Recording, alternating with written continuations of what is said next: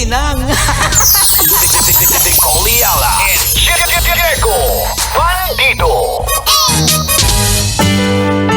Ang kwento. Mula sa mahiwagang burnay. Mula sa mahiwagang burnay.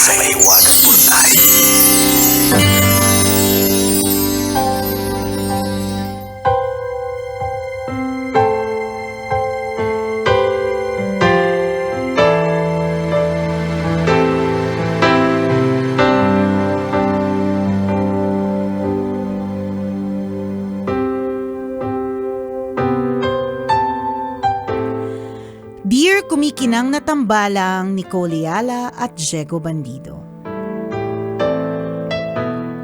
Itago nyo na lang po ako sa pangalang Kat. 21 years old at third year college student. Napasulat po ako para maglabas ng pagod. Baka po sakaling mabawasan, hindi man tuluyang mawala. High school pa lang sinabi na po sa akin ng nanay ko na hindi na ako makakapag-kolehiyo. Dalawa na lang po kami sa buhay kaya hindi naman po mahirap intindihin. Kaso sawang-sawa na po ako sa hirap. At alam ko na edukasyon lang ang mag-aangat sa amin sa kahirapan. Kaya naman, ginawa ko po ang lahat para makapag-aral sa kolehiyo. Nagtrabaho po ako para matustusan ang mga pangangailangan ko sa eskwela. Hindi man madali, nagagawan ko naman ng paraan ang pambayad ng tuition fee ko every sem. Minsan nga lang, hindi ko maiwasang mainggit sa kapwa ko estudyante. Yung katrabaho ko na working student din, pinapili ng magulang niya kung mag-aaral ba siya o magtatrabaho. Ang swerte lang niya. Meron siyang choice kung pipiliin niyang kumita ng pera o mag-focus muna sa studies niya. Ang swerte niya kasi may pagkakataon siyang mag-aral lang muna. Pwede niyang maranasan yung pagiging estudyante nang hindi iniisip kung saan siya kukuha ng pambayad ng tuition o pamasahe. Papasok siya ng school nang hindi lupaypay dahil pagod sa trabaho. Pagkatapos ng klase, hindi niya kailangan magmadali dahil may trabaho pa siya. Hindi ko naman po sinisisi ang nanay ko. Masaya naman po ako na napagsasabay ko ang pagtatrabaho at pag-aaral. May mga pagkakataon pa nga na nakakatulong ako sa mga gastusin sa bahay. Pero tao lang din po ako. Napapagod din. May mga gabing naiisip ko kung ano kaya ang pakiramdam ng magkaroon ng pagpipilian. Yung tipong ang tanging problema mo lang ay kung paano makakapasa sa exam at hindi kung sapat pa ba ang pera mo para sa susunod na enrollment. Minsan naiinggit ako sa mga taong may pagkakataong maging estudyante lang. Pero sa kabila po ng lahat, ipinagmamalaki ko din ang sarili ko. Dahil kahit pagod, kahit minsang naiyak sa hirap, hindi ko sinusukuan ang pangarap ko. Hindi man ako mayaman sa pera o sa mga oportunidad, mayaman naman ako sa pangarap at determinasyon. Isama niyo po ako sa panalangin ninyo. 4th year na po kasi ako sa pasukan at sana po makapag-enroll ako ulit. Sana maitawid ko pa. At sana sa wakas, makagraduate na ako. Hindi ko po alam kung kailan magiging madali ang buhay pero umaasa akong darating ang araw kung kailan lahat ng pagod, puyat at sakripisyo ko ay mapapalitan ng kumikinang na tagumpay. Salamat po sa pagbasa ng sulat ko. Napakalaking bagay po. Ang inyong kumikinang na tagapakinig, Kat.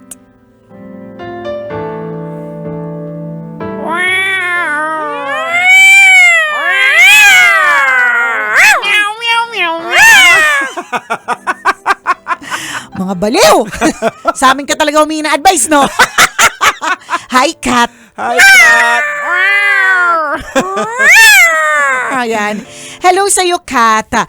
Lagi ko itong sinasabi, dadaloy din ang ginawa. Yes. Uh-huh. Ganon, na kung magbabase lang kami sa kung paano mo inilahad ang iyong kwento, 'di ba? So you are a very determined lady. And kapag ang isang tao ay may pangarap, kapag ka isang tao ay may determinasyon, coupled with prayer, Yes. 'di ba? I don't see any reason why hindi ka aasenso. Yung dadating ka na sa panahon na malayo pa pero malayo na. Yung pupunta ka sa grocery na hindi mo tinitingnan kung anong presyo. Gusto mo lang talaga yung tsokolating yon. Na kahit wala siya sa listahan ng mga bibilhin, kaya mong bilhin. Dadating din yon, 'di ba? Na kapag ka naiinitan ka, hindi ka magje-jeep that day, pero sasakay ka sa TNVS, Correct. ganon. Oo. Ano kasi yan, Kate, sa buhay kasi natin kuminsan, kung ano lang yung sa harap natin, ano lang yung resources natin, yun ang dapat ang panghawakan natin. Muna. Kasi sa ngayon. ako nung nag-graduate ako ng high school, hindi ko alam kung makapagka-college ako eh. So, nagkataon lang, yung tita ko sinabihan niya, oy, may scholarship doon, mag-apply ka. Pumunta ako mag-isa, na without knowing na makakapasa ako. So, by the grace of God, nakapasa ako, kaya nakapag-college ako. So, may mga kasi talaga So, siguro, parang you really just have to take each day at a time. Yes. So, parang katulad nung sinabi mo na, God willing, fourth year ako, makagraduate ako. So, yun na muna yung isipin natin. Yun na muna, yung day-to-day muna natin. So, naitawid mo naman ng mga ilang taon yung mga... nasa fourth year ka na. Fourth year ka na. Nandito na Ang tayo sa layo finish na line. Malayo na talaga yun. Saka, ganito, Kata, pag nasa feeling ka na parang naaawa ka na sa sarili mo, lagi mong isipin na mas may nakakaawa pa sa ilalim mo eh. Diba? Meron. So imagine mo, ikaw na itawid mo na pag-aral ka, paano yung iba na kagaya mo dati na sinabihan ng magulang na huwag ka nang mag-aral. na wala talagang way. Tapos may mga kapatid pa na kinakailangan. Ito in a way, 'di ba? Medyo blessing in disguise yung dalawa na lang kayo kasi walang intindihin na iba. Mga ganun ba? Ano talaga sadyang may mga bagay na kapag nakikita natin yung kakulangan, mas nasa-stress tayo or naiiyak tayo 'di ba? At normal lang 'yun dahil human ka. Naalala ko yung favorite analogy ni Nicole na yung nakasakay sa sasakyan, 'di ba? Nakita niya yung yung nakasakay sa sasakyan. Alin ba? Ang dami ko kasing kwento. Alin doon? Hindi, sabihin na lang, simula tayo sa bisikleta. Sa bisikleta, na naiinggit siya doon sa nakamotor. Tapos yung motor, naiinggit doon sa nakasasakyan. Tapos yung nakasasakyan, naiinggit sa helicopter. Helicopter, so naiinggit sa spaceship. Oo, may yung spaceship. Naiinggit doon sa UFO. Yung UFO. Pero yung UFO naiinggit doon sa nagbibisikleta kasi alien siya. Gusto niya maging human para ma-experience ang pagbibisikleta. Ewan ko kung yun yung kwento ko pero parang hindi, pero parang ganon. At least na bago. Nagkaroon ng konting twist kasi umabot sa UFO, 'di ba? Pero ang sinasabi lang din talaga natin is that kapag tingin talaga tayo dun sa kakulangan natin, mas nakikita natin yung gap Pero yung sabi nga ni Diego, kung what's in front of you right now, that's what you need. Yes. Yun So dito na lang tayo and then usad tayo unti-unti, take each day at a time. Before you know it, malayo na. Malayo ka na talaga. Kasi ito based on our personal experience sa mag-asawa, dati parang ganun yung pamantayan mo. Kaya parang may hinahabol ka palagi, trabaho ka ng trabaho. Correct. Pero nung na-realize namin yung mga nangyari, parang yung wisdom na binigay na kung ano lang binigay sa harap mo, pagkasyahin mo din, enjoy and have fun. Correct. Yan lang. Ganun na lang so, din. ganun pala kasimpleng buhay, nagkakaroon ka ng peace of mind. So, kung anong sa harap mo, yun lang ang binibigay ni Lord, then pagkasyahin mo. Correct. Huwag ka nang mag-asam kasi ibibigay niya naman yan sa'yo Kapag Don't worry. Huwag ka mag-alala kasi dadating din naman yan sa tamang panahon. Basta huwag mo lang kakalimutan yung determination, yung magkaroon ng pangarap. Natatandaan ko talaga yung isang moment na meron ako na-meet sa isang airport na sumisigaw siya. Nicole! Ganyan. So, bakit? So doon nanggaling ba yung, ay, nako. Hindi naman sa kanya. Diba? Tapos kinikwento niya na papunta siya ng Belgium. Tas manager na siya doon. Wow. Pero nung nakikinig siya sa tambalan nung araw, siya ay kasambahay. Ah. 'Di ba? Who would have thought? 'Di ba? So marami ang posible. The possibilities are endless. Hindi imposible ang mga bagay-bagay. So ano lang, carry on. And it's also a reminder para doon sa mga nag-aaral na hindi kailangan magtrabaho. Ako lagi ko 'tong sinasabi. May mga taong katulad nito ni Kat na pagod papasok sa school kasi nagtrabaho siya bago siya pumasok. Eh ikaw, hindi mo kailangan magtrabaho. Tas nagbubulakbol ka pa. 'Di ba? Galit ka pa kasi kailangan mong gumising ng maaga kasi papasok ka.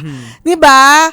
May mga taong gising na habang tulog pa kasi kailangan nila magtrabaho para masustain yung pag-aaral nila. Tapos ikaw mag-aaral ka lang, nagrereklamo ka pa nanlalalaki ka pa. Dapat nag-aaral ka. Di ba aral muna bago lang di, oy! Di ba? Wala lang, reminder lang din ulit. Just in case nakalimutan mo. Ito yung feeling ni Kat na parang feeling niya parang walang option eh. Well, sa totoo, ang dami mong option eh, di ba? Binigyan ka ng way na makapagtrabaho, na masustentuhan mo yung aral mo. Samantala, again, babalik ako dun sa yung iba na wala talagang magagawa. Gustuhin man nila yung mag-aral. Merong iba dyan, no? Tingnan mo ikaw, naiinggit ka dun sa, may sinabi ka dun sa isang mong kaklase o katrabaho na pinapili ng magulang niya kung magtatrabaho na lang or mag-aaral. Naiinggit ka dun ilang beses, ilang linya yon, di ba? Ang hindi mo alam, meron ding naiinggit sa ilalim mo na grabe no, ang galing, kaya niya pagsabayin yung nag-aaral siya at nagtatrabaho at the same time. Kasi yung taong yon malamang ay hindi capable to do both. Ikaw nga capable ko to do both. Ako, Jegs, pagka iniisip ko yung mga working student, alam ko sa sarili ko hindi ko carry eh. Mahirap Oo, din na hindi ko siya talaga kayang gawin. So, to whom much is given as much is expected. So, malaki yung ibinigay sa yung gift or talents or strengths, 'di ba? Para magawa mong pagsabayin. So, be happy about it. Yes. Pero gets naman natin, tao lang tayo na napapagod, naghahangad ng so much more. Normal yan. Dadating, your moment will come. So, your time will come. Kate, pag nakaramdam ka ng medyo ng pagod, pwede rin magpahinga eh. Pwede. Oo. Pwede. Pwedeng at hanapin mo yung happy triggers mo na makakapag-boost ulit ng enerhiya sa'yo. Kasi meron at meron yan. Correct, oo. Ayun. Kumbaga, deserve ng self mo na mag-relax. Magpahinga ng kahit saglit. True. Para at least ma-revive ka na naman, recharge na naman. Correct. Diba? Yun lang yun, Kabisyo. Salamat sa iyo, Kat, for sharing your story with us. At naway, dumating sa tamang panahon. Dadating naman yan. Basta lang tayo, mabait, yan, patuloy na nagdadasal at nag-work hard, diba? Dadating yung panahon that you will harvest, diba? The fruits of your labor. At ang kwento mo na susunod na ibabahagi dito is the story of success. Correct. Diba? Natatandaan nyo ba, Nicole and Diego? Nung ako'y magpo-4th year college. Correct. Diba? Ngayon, 4 years na ako sa US, 4 years na ako sa Switzerland, mga ganon. Yan ang wait namin. Abangan nyo pala, Nicole and Diego, yung Balikbayan Back. Ayan, diba? Na 4 years kong, diba 4? Kasi 4. Na 4 boxes each. Hindi imposible. Tama. Hindi imposible. Yan. Diba? Hindi imposible. So, tandaan mo to yung episode na to, Kat, babalikan mo. Correct. True lalo. Salamat sa iyo, Kat, for sharing your story with us. And laban sa iyong 4th year. Tama. Last year in college. Alright. Exit na muna kami for now. Siyempre, sa mga gusto po magpadala na kanilang mga kwento, email us at mahiwagangburnaystory@gmail.com. Ako po si Diego Bandito. At ako po si Nicole Yala. Kailangan pa bang i-memorize yan? Basic! Ayan. So, Kath, kaya yan. Kaya yan. Kiniklaim na namin. Correct. Kasi napaka determinado ka eh. Yung strength mo na yan na talagang ilalaban mo, napapagod ka lang talaga. Lahat naman tayo napapagod. At normal lang mapagod. Oo. Kahit sino naman. Kahit nga, Kat, ito na lang. Napapagod ka kasi hirap ka talaga. Yung mga mayaman sila, napapagod din sila. Para-paras lang pagod. Ayan. Pero yun nga. Kaya nga ang gusto nating i-achieve is yung magkaroon ng comfortable life. Kasi at least pag napagod ka, ang happy trigger mo travel, 'di ba? Iba kasi pagka medyo hirap pa, pag napagod, wala mo ng choice, Oo. di ba? O, at least, ganon, yun yung goals. Dadating din yan. Oo, basta- Dadaloy din ang ginhawa. Oo, basta yung maging default ng utak natin, pag napapagod na tayo, isipin natin na mas sa ilalim natin, may mas matindi pa yung nararanasan. Pero kinakaya. Oo, pero nilalaban. Ganon din. Pag sa ilalim din, may ganon eh. Binibigay naman, customize lahat-lahat sa Oo. atin eh, ng Panginoon eh. Binibigay eh. So, laban lang. Oo, laban lang. Salamat, Kaya Kat! yan. O siya, bye everyone! Kat. Bye. Metro's number one. Love Radio. Basic!